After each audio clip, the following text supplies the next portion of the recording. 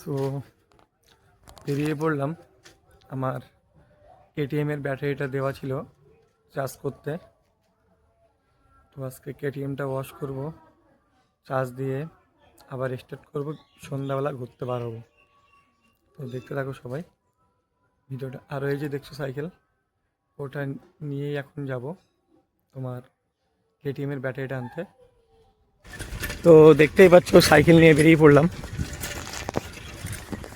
আমার জিডেক্স টেনার,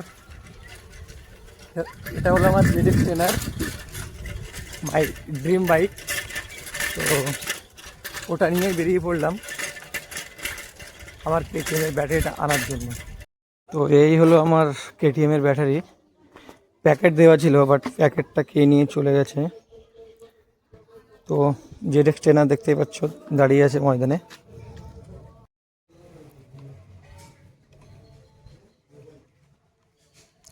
আমি একা একা কাজ করছি।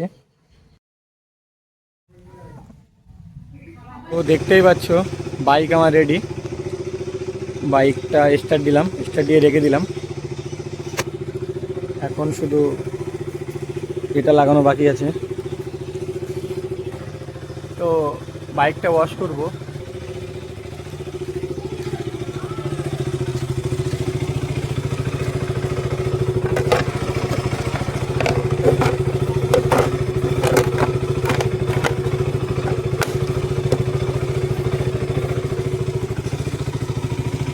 তো বাইক ওয়াশ করা শুরু হয়ে গেল।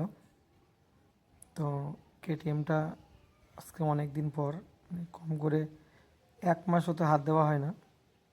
তো 1 মাস পরে বার করা হয়েছে আমার বেবিকে। তো ভিডিওটা কেমন হচ্ছে সবাই জানাবেন।